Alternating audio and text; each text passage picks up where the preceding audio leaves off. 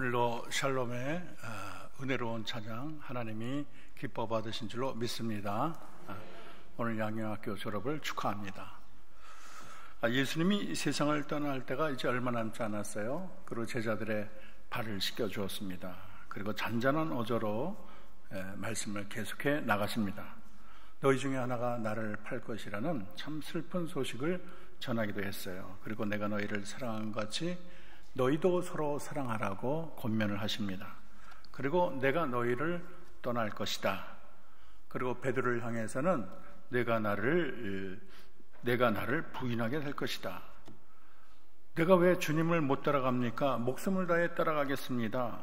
닭 울기 전에 3번 나를 부인하리라, 이런 말씀을 하셨어요. 참 그 자리에 우리가 참여한다면 얼마나 참 슬픕니까? 얼마나 당황스럽습니까? 마치 어미를 잃은 그 새끼들처럼 참 앞길이 보이지 않고 캄캄하기 짝이 없을 것이에요. 특별히 이 주님을 위해서라면 물불을 가리지 않겠다는 베드로에게 3번을 부인한다는 이 사실은 참 충격적이지 않을 수가 없습니다. 장례는 굉장히 숨막히고 조용했을 거예요. 이때 주님이 말을 하십니다. 너희는 마음에 근심하지 말라. 하나님을 믿으니 또 나를 믿으라. 제자들에게 근심하지 말라고 말을 하세요. 근심하지 말라고 말한 이후에 근심하지 않을 수 있는 하나의 비결을 말하는데, 그것은 하나님을 믿으니 또 나를 믿으라. 따라합시다. 하나님을 믿으니 또 나를 믿으라. 하나님을 믿는 사람은 예수님을 믿는 신앙까지 나가야 될 줄로 믿습니다. 참 하나님만 믿어서는 안 돼요.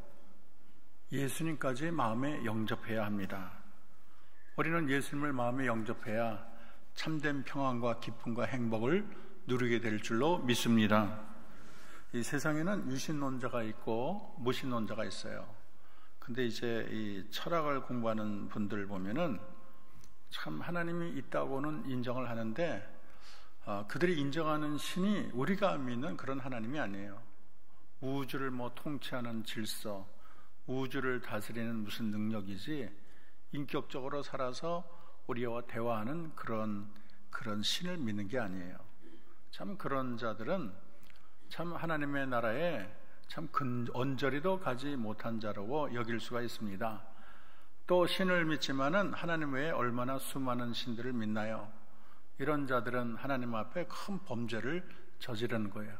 특별히 무신론자, 내 주먹을 믿지 무슨 죽고 나면 하나님이 있느냐, 천국이 있느냐, 지옥이 있느냐, 참 교만하기 짝이 없어요. 영국의 위대한 학자인 호킹스가 죽으면서 남긴 글 중에 하나가 신은 존재하지 않는다. 참 그것이 어떤 파장을 사람들에게 미치게 될지 모르겠어요. 신은 존재하지 않는다. 그것은 다 지어낸 이야기다. 이런 말을 하고 세상을 떠났습니다. 참 그렇지요. 하나님이 그렇게 만원경에 잡히고 물리학자의 그런 이치에, 그런 네트워크에 걸릴 만한 그런 하나님이라면 하나님이 아니지요. 하나님이 만원경에 왔다 갔다 하고 저기 봤더니 신이 있다. 그런데 나타날 하나님이라면 하나님이 아니에요. 인간이 아무리 뛰어나다고 하지만 인간의 수박만한 머리에 잡힐 하나님이라면 하나님이 아니죠. 아니, 개미가 하늘을 나는 새를 어떻게 알겠어요? 개미 같은 존재가 이 세상을 창조하시고 다스리시는 그 하나님을 어떻게 인간의 지혜로 이해할 수 있겠습니까? 참 하나님이 존재하지 않는다고 말하는 것은 굉장한 교만이에요. 만약에 자기가 이 세상을 떠나고 나서 눈앞에 심판대가 있고 하나님이 있고 천국이 있고 지옥이 있다는 걸 알면은 그것처럼 아찔한 일이 어디 있겠어요? 하나님이 눈에 보이지 않는 것은 우리의 믿음을 시험하기 위한 것입니다. 하나님은 믿음을 가지고 세상을 심판하기로 작정하셨어요. 그런데 하나님이 매일 하늘에 나타나고 우리 눈에 TV에 등장하면 어떻게 우리 인간의 믿음을 보고 세상을 판단하겠습니까? 하나님은 세상을 하나님의 능력과 권능 가운데 통치하지만은 없는 것처럼, 그래서 백성들 가운데 어떤 이는 그 없는 것 같은 하나님을 믿고 어떤 이는 하나님을 거부하는 이 두 가지로 나눠지고 결국은 알곡을 구하기 위해서 믿음을 가지고 이 세상을 보겠다는 의도로 하나님은 눈에 보이지 않는 거예요. 그러나 믿음을 갖지 못하고 하나님이 없다고 생각한 자는 하나님이 정하신 영원한 나라에 참여하는 은혜를 박탈당할 줄로 믿습니다. 성경이 말하는 하나님의 다른 신을 섬기는 것은 어리석음이고 죄악 중에 죄악이라고 했는데, 참 안타까운 사람은 성경의 하나님을 믿어요. 구약의 하나님을 믿어. 아브라함의 하나님을 믿어. 그런데 아들 예수는 안 믿어. 참 안타까워요. 유대인이 그렇죠. 회교도인들이 그래요. 구약 성경은 믿는데 신약 성경은 안 믿고 아직도 예수님 오기를 기다려요. 이런 사람은 정류장까지 갔는데 기차 티켓을 못 산 사람이에요. 부두에는 갔는데 배를 타는 티켓을 못 산 사람이에요. 구원의 언저리는 갔는데 구원과 상관없는 자. 얼마나 참 안타깝고 얼마나 불쌍합니까? 이스라엘의 많은 사람들이 어두운 데서 이를 갈게 될 것이라고, 이방인들이 오히려 천국에 차지할 것이라고 예수님이 말하지 않았습니까? 여러분, 우리의 신앙은 예수를 믿는 신앙까지 나가야 될 줄로 믿습니다. 예수님은 구약의 광야의 불뱀에 물려 죽는 사람들 이야기를 하면서 그 노뱀을 바라본 자만이 살아나지 않았어요? 그러면서 나도 이렇게 매달린다고 많은 사람들 앞에 이 노뱀을 바라보는 자가 사는 것처럼 십자가 달린 예수 그리스도를 바라보는 자가 살게 되는 거예요. 근데 여러분 생각해 보세요. 불뱀에 물린 자들이 하나님을 몰랐습니까? 하나님과 더불어 놀라운 이적과 기사를 다 체험했어요. 하나님이 눈앞에 있는 것처럼 나타나고 역사했어요. 하나님이 계신 것을 알지만은 그 하나님이 명령하신, 하나님 말씀하신 노뱀을 바라보기를 거부했습니다. 그 결과 바라보지 않은 자는 다 죽었어요. 그러니까 구약의 하나님을 믿어도 하나님의 선물인 예수 그리스도를 믿지 않으면 구원이 없는 것입니다. 여러분, 우리는 하나님 아버지도 믿고 그 아들 예수까지 믿는 것이 하나님의 큰 은혜인 줄로 믿습니다. 주님은 도저히 제자들이 알아듣지 못할 말씀을 계속하세요. 아버지 집에 거할 곳이 무엇인가? 처소를 예비한다는데 처소가 어디에 있나? 어떻게 생겼나? 아니, 우리가 다 머물 만큼 큰 집인가? 아니, 로마의 압제가 심한데 그들의 눈을 피하고 좋은 곳이 있을까? 또 우리를 영접한다고 했는데 왜 그러면 혼자 가나? 대표 베드로나 요한이나 그런 야고보를 같이 가서 장소를 구하면 좋을 텐데, 별의별 생각이 많을 거예요. 그래서 왜 지금은 못 따라간다고 하나? 참 수수께끼 같은 말씀을 계속하는 거예요. 이때 주님이 말씀하십니다. 내 아버지 집에 거할 곳이 많도다. 그렇지 않으면 너에게 일렀으리라. 내가 너희를 위하여 거처를 예비하고 가노니. 그렇게 말씀하고 있어요. 아버지 집에 거할 곳이 많다. 이것은 우리 주님이 이 땅의 거처를 말하는 것이 아니고 저 하늘나라 거처를 말하고 있는 거예요. 제자들이 비록 헤어지는 게 너희들이 슬프다, 당황스럽고 걱정스럽지만은 영원한 하늘나라 거처가 있기 때문에, 우리가 영원한 소망이 있기 때문에 현재 어려움과 슬픔과 좌절을 극복할 수 있다는 말씀인 것입니다. 여러분, 정말 이 제자들은 예수님이 돌아가신 이후에 예수님이 부활을 목격하고 승천을 목격하고 또 성령의 충만함을 입고, 그래서 하늘나라에 대한 소망이 점점 짙어지게 되었습니다. 그래서 이 세상의 모든 근심을 이길 수 있는 믿음까지 성장하게 되었어요. 여러분, 미래의 소망이 있는 자는 현재의 어려움을 능히 극복할 줄로 믿습니다. 밀라노의 대성당에 문이 셋이 있는데 첫째 문 아치에는 모든 즐거움은 잠깐이다. 따라할까요? 모든 즐거움은 잠깐이다. 그리고 둘째 문은 십자가형인데 이렇게 적혀 있대요. 따라합시다. 모든 고통도 잠깐이다. 그런데 셋째 문에는 뭐라고 적혔냐면, 따라할까요? 오직 중요한 것은 영원한 것이다. 그렇죠. 세상 일은 잠깐이지요. 점 하나 찍어놓고 가는 것 같아요. 우리가 이 세상만 바라보면 걱정할 게 태산이고, 맨날 수시로 수많은 걱정할 것, 근심할 것 생각하면 하루도 편하게 발을 뻗을 날이 없어요. 원래 태어날 때보다 걱정이 많은 사람이 있는 것 같아요. 뭐 오만 가지 걱정을 다 가지고 어떻게 될까 불안하게 사는 사람도 있습니다. 그러나 가만히 생각해 보세요. 이 땅은 잠시 지나가는 삶이고 우리에게 영원한 미래가 있다면 이 현재의 고난은 그렇게 너무 염려할 게 아니에요. 여기는 잠시 있다 지나가는 여관에 지나지 않아요. 잠깐 며칠 있다가 영원히 천년만년 살게 될 나라가 내 앞에 있다면 현재의 고난을 능히 극복하게 될 줄로 믿습니다. 제가 옛날에 그림을 봤는데 아주 아름다운 여인이 얼굴이 햇살같이 빛나는 거예요. 너무 그냥 그렇게 행복해 보이는 여인을 본 적이 없어요. 그런데 그 밑을 봤더니 군인이 창을 가지고 심장을 찌르려고 그래요. 죽음이 바로 앞에 있는데도 저 하나님을 바라보고 천성을 바라보고 주님을 바라보고 그렇게 죽음의 순간에도 환하게 웃을 수 있는 것, 이것이 바로 믿는 자의 긍지가 아니겠습니까? 여러분, 현재 어려움에 너무 파묻혀서 하나님이 나를 예비해 주신 영원한 그런 행복과 복락도 생각하지 않고 현재 어려움에만 파묻혀서 어떻게 고난과 좌절과 근심만 한다면 그건 믿음이 없는 행위예요. 여러분, 영원한 나라가 우리 앞에 있음을 알 때, 영원한 초소가 있음을 알 때 우리는 현실의 어려움을 능히 극복할 줄로 믿습니다. 하늘나라를 바라보는 자는 하늘나라의 삶을 미리 당겨서 살 수 있어요. 무디는 말하기를 준비된 천국을 믿고 바라보는 신자는 벌써 천국에 들어와 있는 것 같은 그런 생활을 한다, 그렇게 말을 했어요.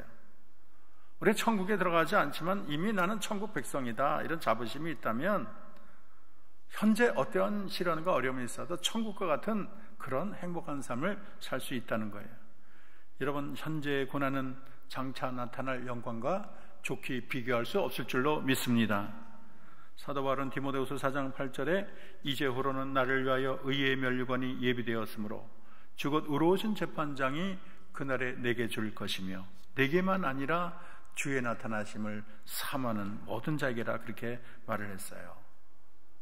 믿음의 선진들이 하늘나라의 상급을 바라보고 하늘나라 시민권을 바라보고 또 나를 위해서 일어서서 바라보시는 주님을 바라보고 현재 모든 시련을 이긴 것처럼 이 자리엔 우리들도 주님 예비하신 거처를 바라보고 현재 모든 어려움을 극복하기를 기도합니다. 3절에 봤더니 가서 너희를 위하여 거처를 예비하면 내가 다시 와서 너희를 내게로 영접하여 나 있는 곳에 너희도 있게 하리라. 이것은 예수님이 십자가하고 돌아가시고 부활하시고 승천하셔서 제자들을 떠나신 후 다시 재림하게 된다는 것을 설명하고 있습니다. 4절 5절 우리 다 같이 한 목소리로 읽어보겠습니다. 4절 5절 시작. 내가 어디로 가는지 그 길을 너희가 아느니라.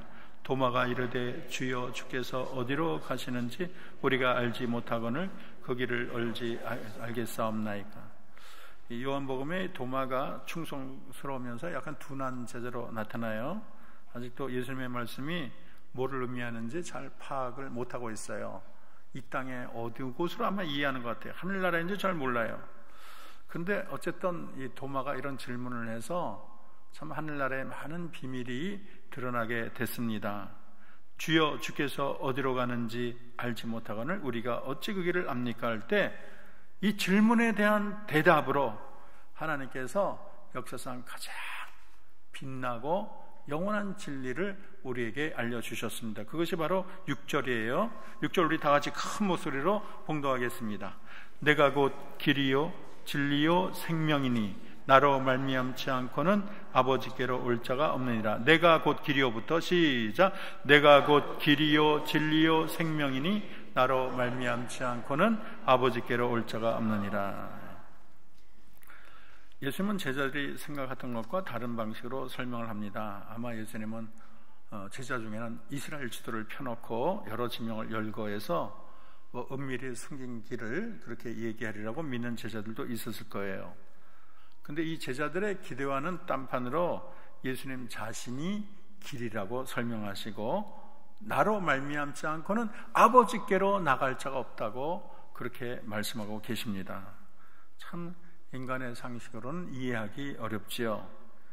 예수님이 말씀하신 나는 길이요 진리요 생명이라는 말씀이 요한복음 3장 16절과 더불어 성경 전체의 핵심 메시지이고, 예수님이 누구이신가를 가장 잘 밝히고 또 우리 구원의 가장 필수적인 말씀을 오늘 선언하고 계십니다. 그래서 이 말씀은 천국문을 열어주는 황금 열쇠와 같은 존재로 이해할 수 있겠어요. 이 말씀은 다른 사람이 예수님에 대해서 말한 것이 아니고 또 예수님이 스스로에 대해서 이렇게 자기 계시로 드러낸 말이기 때문에 더 아주 중요한 의미를 가지고 있습니다. 이 길과 진리와 생명이라는 말이 헬라어로 카이라는 말, 엔드, 그리고로 연결되어 있는데 여기에 세 가지 해석이 존재하고 있어요. 첫째는 예수님이 길이시다, 예수님이 진리다, 예수님이 생명이다. 대부분의 크리스찬들이 지금까지 해석해온 방식입니다.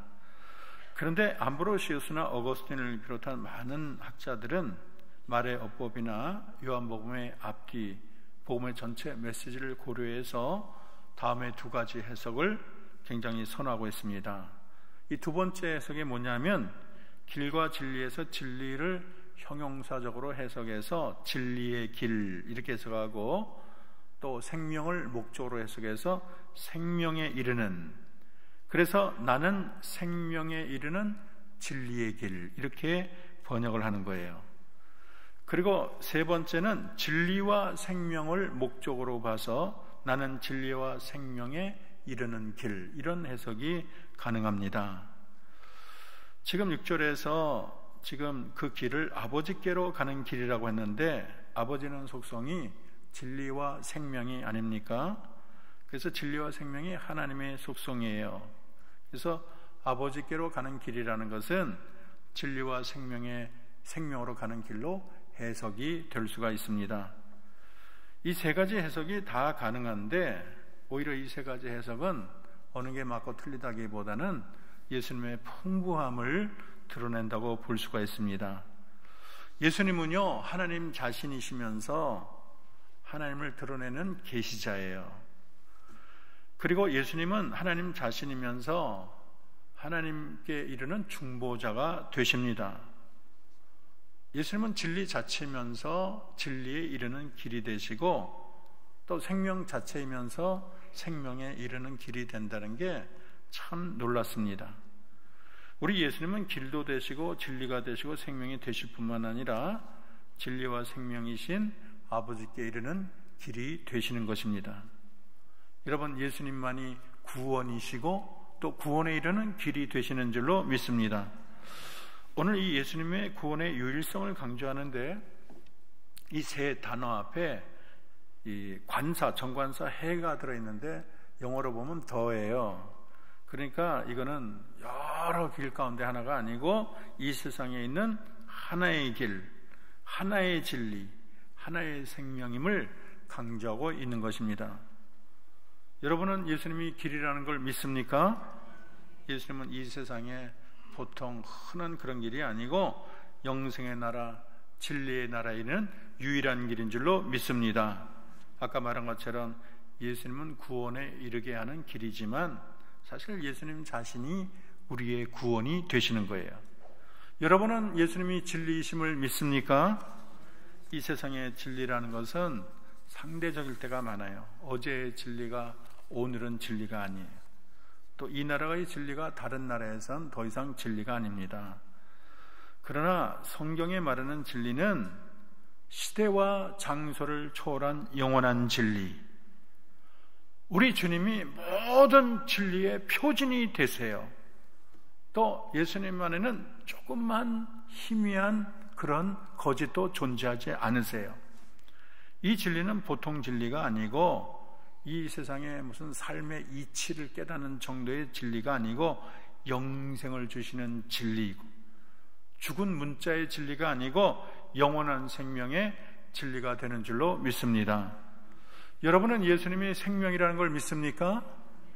이 생명이라는 게 단순히 오래 사는 정도가 아니고 이 생명은 죽지 않는 영원한 생명을 의미하고 있습니다. 예수님이 생명이라는 것은 예수님이 이러한 영생을 지닌 분, 그것만 의미하는 것이 아니고 이런 영원한 생명을 예수님을 의지하고 믿는 자에게 나눠주는 자라는 것을 말하고 있으세요. 여러분, 예수님이 죽은 나사로도 살린 것처럼 예수님께 나오는 자는 주님이 영원한 생명을 허락해 주실 줄로 믿습니다. 그래서 예수님이 길이요 진리요 생명이라는 것은 예수님이 하나님의 속성을 지닌 분일 뿐만 아니라 인간의 구원과 불가분의 관계를 지닌 필수적인 분이라는 것을 오늘 설명하고 있습니다. 우리 다 같이 큰 목소리로 따라합시다. 나로 말미암지 않고는 아버지께로 올 자가 없느니라. 나로 말미암지 않고는, 예수님을 통하지 않고서는 하나님께 갈 자가 없어요. 이거는 중보자로서의 예수님의 위치 역할의 중요함을 결정적으로 선언하는 말이 되는 것입니다.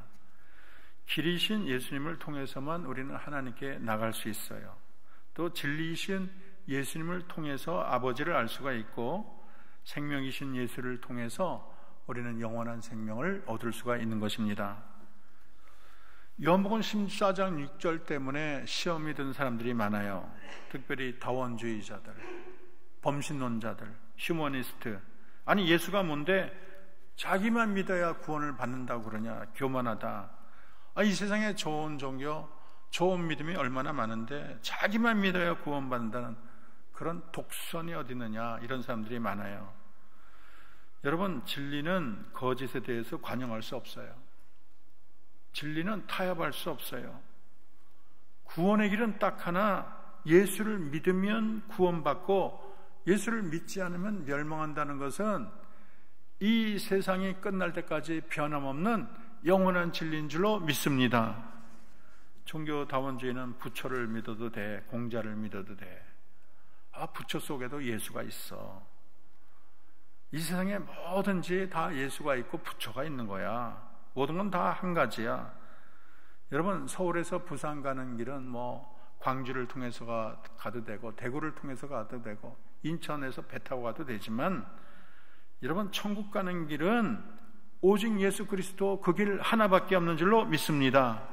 이 사탄이요, 독단과 독선을 싫어하는 인간의 마음을 알고 합리주의로 무장을 해서 그럴싸하게 어떻게 예수 하나만 구원이 있다고 그런 독선적인 말을 하느냐. 불교나 유교나 회교 그 안에도 다 진리가 있다. 다 선을 행하고 착하라고 한다.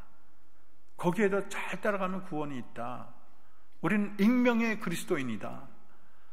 모든 것이 다 그리스도의 흔적이 있다. 그렇게 주장을 해요. 그러나 이렇게 성경은 말합니다. 어떤 길은 사람 보기에 바르나 필경은 사망의 길이니라.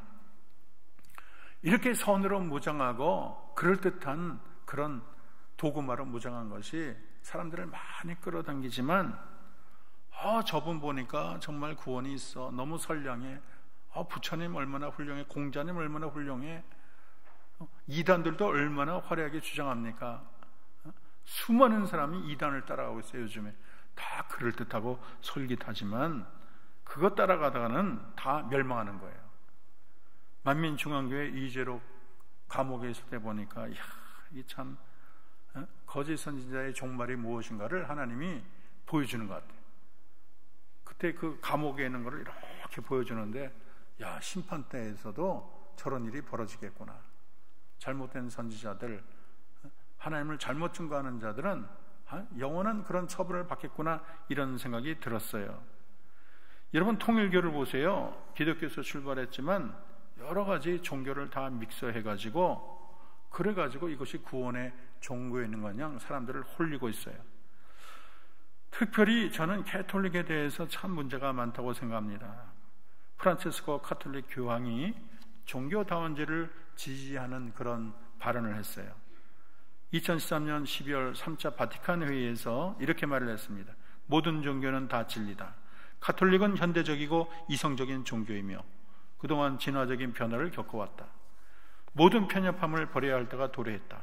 우리는 종교적인 진리라는 것은 진화하고 변화한다는 것을 인정해야 된다. 진리라는 것은 절대적으로 돌에 새겨진 것이 아니다. 심지어 무신론자들도 신성한 것을 인정한다. 사랑과 자선의 행위를 통해서 무신론자들도 하나님을 또한 인정하는 것이며 자기 자신의 영혼을 구속하는 것이고 인간 구원에 있어서 적극적인 참여자가 된다. 아니, 이게 어떻게 하나님을 믿는다는 교황의 입에서 나올 말입니까? 교회는 더 이상 사람들이 고통받는 문자적인 지옥의 존재를 믿지 않는다. 아담과 이브의 동화에서처럼 우리는 지옥이 문학적인 장치적 표현이라고 생각한다. 지옥은 단순히 고립된 영혼에 대한 은유적인 표현일 뿐 아니라 모든 종교는 진리다. 하나님은 변하시고 우리처럼 지나고 계시다. 성경은 아름다운 거룩한 책이긴 하나 모든 위대한 고대의 많은 작품처럼 어떤 몇몇 구절들은 시대에 뒤처져 있다. 어떤 구절들은 편협하고 불려도 마땅하고 심지어 감정을 받아야 된다. 무슬림이든 힌두인이든 아프리카 정령 숭배자들이든 이들도 모두 하나님의 형상으로 만들어졌기 때문에 이들을 혐오한다는 것은 하나님을 혐오하는 것이다. 우리가 하나님을 부르든 예수를 부르든 주님, 알라, 크리시나 누구를 부르든 같은 사랑의 하나님을 예배하고 있다. 이 정도면 완전히 탈선한 것이지요. 기초가 철로를 벗어나 이거는 완전히 생명을 잃은 거예요. 이것은 예수님만의 길이요 진리요 생명이라는 진리를 정명 충돌하는 행위인 것입니다. 아니, 교황이 이렇게 말할 정도면 얼마나 많은 성도들이 잘못된 신앙으로 무장하겠습니까? 여러분 잘 생각해 보세요. 제가 전에 얘기했어요. 국회의원 집에 갔더니 예수님이 십자가 달린 그런 그림이 있고 그 옆에 봤더니 부처님이 이러고 있고 그 옆에는 또 산신령이 막대기도 잡고 있고 하도 이상해가지고 어떻게 된 거냐 그랬더니 셋 중에 하나는 맞겠지 그랬다는 거예요. 굉장히 어리석은 사람이야. 여러분 생각해 보세요. 불교 믿는 사람은 부처가 달려서 극락에 가고 예수 믿는 사람은 천국에 가고 도교 믿는 사람은 옥황상제가 다니는 신선이 사리는 그런 정토에 간다면 아니 그런 나라가 어떻게 공존하게 할 수가 있겠어요? 그러면 셋 다 믿는 사람은 부처도 데리러 오고 예수님도 데리러 오고 옥황상제도 와서 자기들끼리 막 싸우겠네. 그 말도 안 되는 거예요. 이 여러 나라가 공존할 수가 없어요. 그리고 각자는 모두를 다 심판한다고 생각해. 도교도 보면 모든 사람 집에 무슨 신이 있어하고 행적을 다 적어갖고 옥황상제에 올리면 옥황상제가 심판한다는 거예요. 그러면 서로가 서로를 심판하면 서로 으르렁거리고 싸우지 않겠습니까? 여러분 진리는 하나뿐이에요. 이것도 없고 저것도 옳다는 것은 사탄의 장난입니다. 진리는 고독한 거예요. 여러분 엘리야가 발과 아세라 850대 1로 싸워가지고 기드론 시내가 들어서 다 죽여버렸잖아요. 아니 그들도 다 모든데 다 진리가 있고 하나님 성인다면 왜 하나님이 그들을 다 그렇게 죽이도록 놔뒀겠습니까? 구원은 하나뿐이에요. 편협해도 어쩔 수 없고 독단적이라도 어쩔 수 없어요. 요즘에 현대적인 사람들 두 가지 종교를 섬겨요. 교회 열심히 다니고 또 가면 토종비결 보고 점치고 무슨 전생이 있고 이런 거 믿으면서 교회 다니는 사람 또 많아요. 교회 다니면서 선거철 되면 몰래 점집 가가지고 점치고 이사 갈 때 길 물어보고 이거는 있을 수가 없는 일이에요. 아하시아 왕이 병들었는데 하나님께 물어보지 않고 다른 신에게 물어봤어요. 그때 하나님 뭐라 하는지 알았어요? 물어볼 자가 없어서 너 다른 신에게 물어보느냐? 너 침상에서 못 일어난다. 죽고 말았어요. 우리는 하나님 외에 어떤 것도 솔깃해서는 안 됩니다. 토종비결 보지 마세요. 눈금, 손금 같은 거 보지 마세요. 뭐 날짜 정해가지고 이사 날짜 그거 다 미신적인 거예요.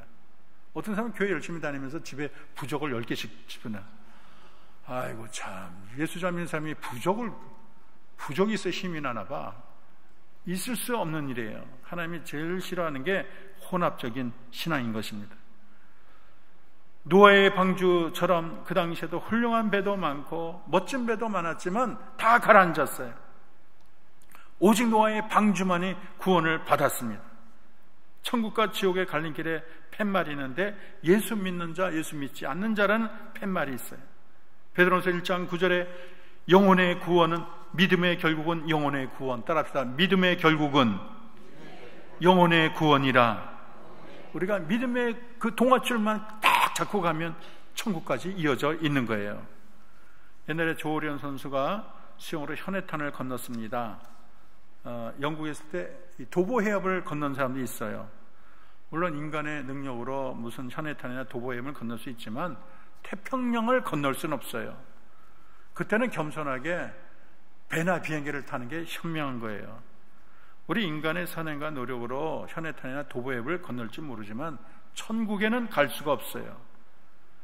천국에 가는 것은 오직 예수 그리스도 한 분만을 통해서 갈 수 있는 줄로 믿습니다.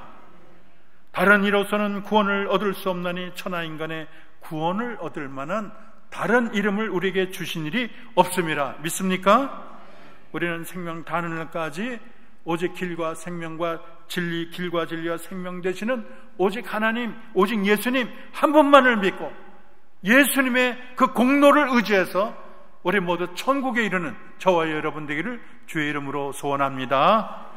기도하겠습니다. 하나님, 그렇습니다.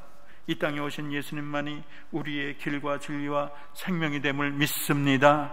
우리가 예수님 외에 다른데 아버지의 기웃거리는 자가 한 명도 없게 도와 주시옵소서.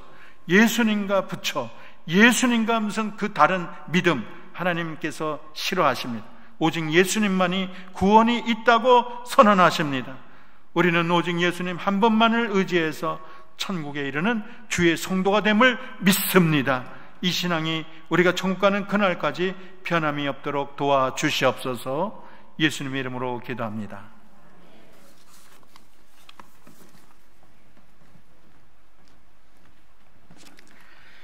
이 시간에는 특별한 순서를 갖겠습니다.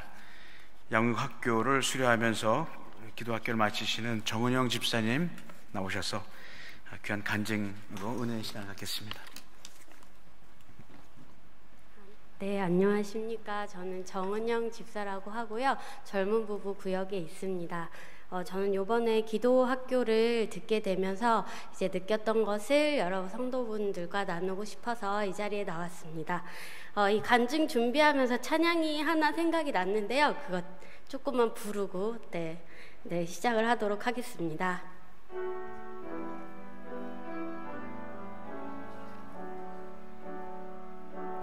기도할 수 있는데 왜 걱정하십니까? 기도하면서 왜 염려하십니까? 네, 여기까지고요. 저는 사실은 기도학교 다니기 전에는 기도하면서 걱정을 했어요. 그리고 기도하면서도 염려를 했어요. 그래서 이 찬양이랑은 전혀 다르게 살았고, 그러던 제 삶이 이제 하나님 이 기도학교를 통해서 변화되게 되었습니다. 그래서 제가 특별히 기도학교에 등록하게 된 계기는 없었어요. 그리고 사실은 양육학교에 대해서도 저는 전혀 관심이 없었습니다. 그런데 담임 목사님께서 이 기도학교 등록 마지막 주일에 제가 9시 반 예배를 드리는데 담임 목사님께서 저 좀 살려주세요 하시면서 양육학교를 많이 신청해달라고 하시는 거예요. 그래서 그럼 뭐 하나 좀 들어봐 볼까 하고 기도학교를 이제 듣게 되었는데 결국은 그런 담임 목사님의 말씀이 저를 살게 하는 계기가 되었습니다. 그래서 기도학교 첫 시간에 제 목사님께서 기도학교를 통해 바라는 것이 뭐냐고 물으셨는데 저는 뭐 기도를 잘하고 싶은 것도 아니고 많이 알고 싶은 것도 아니고 그냥 기도를 하고 싶었어요. 그래서 기도가 필요하다고 고백을 하게 되었습니다. 그때 이렇게 제 삶이 남편이 이제 가게를 운영을 하게 되면서 뭐 평일에도 주말에도 이제 사실은 혼자 아이 둘을 돌봐야 돼서 뭐 토요일 일요일도 없이 주일도 없이 그냥 계속 아이들과 같이 있으면서 굉장히 많이 지쳐 있었습니다. 그리고 그런 제 생활 속에 평안함이 전혀 없었어요. 그저 내일은 어떻게 보내나 염려하는 하루를 보내게 되었습니다. 그러던 중에 기도학교를 통해서 그래, 기도밖에 없겠구나 라고 생각을 하게 되었고, 기도의 자리로 나와야겠다고 생각을 하였습니다. 그런데 기도를 시작하겠다고 마음을 먹어도 시간을 정해서 기도하기가 쉽지 않고, 또 아이 둘을 챙기다 보면 뭐 기도하다 졸기도 하고 분주한 마음까지 겹쳐서 기도가 잘 되지 않았습니다. 그럼에도 불구하고 기도학교에서 읽으라고 했던 절대 1시간 기도책을 통해서 하나님께서 저에게 주신 메시지는, 너희가 나와 함께 1시간도 이렇게 깨어있을 수 없더냐, 시험에 들지 않게 기도하라, 마음은 원이로되 육신이 약하도다 라는 말씀이었습니다. 어쩌면 그렇게 저한테 꼭 집어서 말씀을 하시는지 피곤해서 조는 경우가 많은 기도 시간이었지만, 하나님께서 그 약한 육신도 강하게 해주시기를 간절히 기도했습니다. 그래서 영의 생각에 육신을 다스려 주시고, 그래서 그 모든 기도의 시간을 승리하기를 기도했습니다. 그래서 매일 1시간 기도를 이제 결단해서 꾸역꾸역 해 나가기 시작했고요. 물론 그렇지 못한 날들도 때로는 있었지만, 저의 염려가 기도로 바뀌고 저의 걱정이 기도로 바뀌는 놀라운 역사를 경험했습니다. 그래서 하지만 저는 좀 더 깊은 기도를 하고 싶었어요. 그래서 제 삶을 돌아보면 감사한 것도 너무 많고, 또 어릴 때부터 이 한영교회에 나와서 너무 많은 은혜를 경험을 했는데, 또 최근에 겪은 저희 어머니의 죽음으로 인해서 하나님에 대한 좀 서운한 마음이 신앙생활에 굉장히 걸림돌이 되었습니다. 왜 하필이면 내가 임신했을 때 엄마가 그렇게 아프시지? 그래서 제대로 돌봐드리지도 못했고, 그래서 좀 혜민이 100일까지만 좀 살려주셨으면 좋겠는데 내 기도가 부족했나라고 하면서 좀 하나님한테 굉장히 서운했어요. 그런데 그 이후로 계속 간구할 때, 하나님께 기도를 할 때, 결국은 하나님이 하고 싶은 대로 하실 거죠? 라는 그런 서운한 마음으로 계속 기도를 하니까 기도가 깊게 되지가 않았어요. 근데 그럴 때 이제 기도학교를 통해서 이제 회개를 해야 된다라는 것을 깨닫게 해주셨습니다. 그래서 온전한 회개는 능동적이고 적극적인 의지의 들음이 먼저 필요하고, 그 다음에 성령님의 역사로 인한 심장을 찌르는 깨달음이 있어야 되고, 그 다음에 강력하고 처절하게 자신의 삶을 완전히 전환해서 회개하는 것이라고 깨닫게 되었습니다. 그래서 제가 회개가 어려웠던 거는 생명의 삶이라는 큐티를 매일 하고 있긴 한데, 뭔가 하나님의 말씀을 적극적으로 듣고 묵상하고 조용히 나의 모습을 돌아보는 시간이 너무나 부족했다는 것을 깨달았습니다. 그러던 중에 이제 어느 날 금요철야 예배를 드리는데, 그래서 기도를 하는데 하나님께서 저에게 이렇게 말씀을 해주셨어요.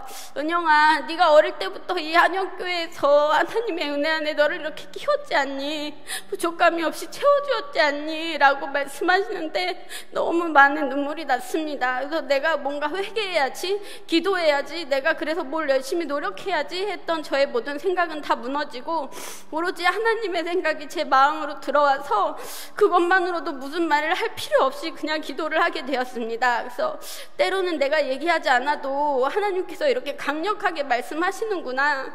그때부터 교만한 기도는 내려놓기 시작했습니다. 그리고 성령님의 임재를 구하며 기도를 하게 되었습니다. 기도는 내 생각으로 하는 것이 아니라 성령님이 함께 하실 때, 그리고 나를 맡기는 것임을 깨달았습니다. 그래서 저는 그 기도 시간에 점점 말이 줄었습니다. 그래서 하나님의 음성을 듣고 싶었고, 하나님께서 원하시는 기도를 하고 싶었습니다. 그 기도는 저를 위한 것은 하나도 없었고, 하나님의 나라와 의를 위한 기도만 계속 나왔습니다. 하나님은 그 기도를 원하시고 계셨다는 것을 깨닫게 됐고, 우리는 때로 기도할 때 내가 원하는 것을 구하지만 하나님의 영광을 위한 것인 듯 포장해서 기도할 때가 있음도 알게 되었습니다. 어떤 목사님의 그런 설교 중에, 우리가 기도할 때 내가 구하는 그 모든 것이, 그 무엇이 목표가 되지 않고 내가 구하는 것은 바로 하나님이 되어야 된다고 말씀하셨습니다. 우리는 우리가 구하는 그 무엇이 목표가 되어서 기도에 많이 좌절하고 있었다는 것을 깨달았습니다. 베드로가 이르되 은과금은 내게 없거니와 내게 있는 것 이것을 내게 주노니 나사렛 예수 그리스도의 이름으로 일어나 걸으라 하고, 이 말씀이 생각이 나면서 우리가 진정으로 구해야 될 것은 내가 어떻게 되는 게 아니라 하나님이 함께 하심을 구하는 것이 가장 중요하다라고 알게 되었습니다. 그러면서 엄마의 병이 나았든 안 나았든 엄마가 지금 하나님과 함께 있구나라는 그런 것으로 하는 그런 확신으로 하나님이 정말로 그 하나님에 대해 가지고 있던 오해와 원망을 다 하나님께서 치유를 해주셨습니다. 그래서 우리의 상황이 변화되기를 구하는 것보다 우리에게 하나님만 있으면 모든 일에 승리할 수 있다는 것을 믿게 되면서 제 기도의 내용도 조금씩 바뀌기 시작했습니다. 그리고 이 기도에 그래도 열매를 맺게 해주셨습니다. 기도학교를 통해서 기도 모임을 만들라는 또 유청 목사님의 과제에 우리 영아부 엄마들 기도 모임을 만들게 되었습니다. 저는 이 기도 모임을 만들면서 저 혼자 기도할 수 있겠구나 생각했는데 하나님께서 2명의 동역자를 보내주셔서 저를 포함한 3명의 엄마가 함께 기도를 하게 되었습니다. 그래서 이러한 기도 모임을 바라던 이 기도 모임을 바라던 또 누군가의 간절한 기도라는 것도 하나님께서 알게 해주셨습니다. 우리 한영교회에 이제 이런 기도 모임이 많이 일어나서 교회는 만민이 기도하는 집이라고 말씀하신 예수님의 말씀에 순종하는 교회가 되기를 더 많이 기도하게 되었습니다. 저는 기도학교를 마치면서 함께 기도학교에서 마음을 나누었던 권사님, 집사님들이 너무 좋았습니다. 그래서 8명의 이제 저희 성도님들이 함께 들으셨는데 정말 기도의 용사들 같았고, 기도학교에서 느낀 것을 막 이제 서로 얘기할 때 막 울먹거리면서 말씀하시는 우리 권사님, 뭐 하나님께서 사명을 주셨을 때 감동을 말씀하시면서 울먹거리셨던 목사님, 저 역시 성령님이 함께 해주시는 감동으로 매주 눈물이 쏟아졌던 그냥 매주가 기도학교는 저에게 감동이었습니다. 물론 이제 목사님께서 뭐라도 질문하시면 모두 다 고개를 숙이고 계셔서 저라도 얘기해야겠다 하면서 손들고 말하긴 했지만, 그러고 나서 이제 다른 분들이 어렵게 말씀 꺼내실 때도 너무 감사했습니다. 사실 저는 청년부와 장년 사이에서 잘 적응하지 못하고 있었는데 이렇게 교회 여러분들과 교제를 나누는 것도 기도학교를 통해서 하나님이 주신 큰 기쁨이었습니다.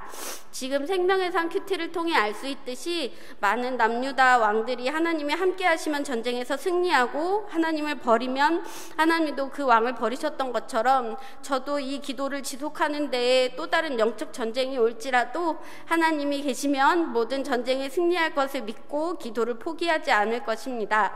이 모든 글은 저의 간증이다 결단의 기도임을 고백합니다. 네, 이것으로 간증을 마치겠습니다.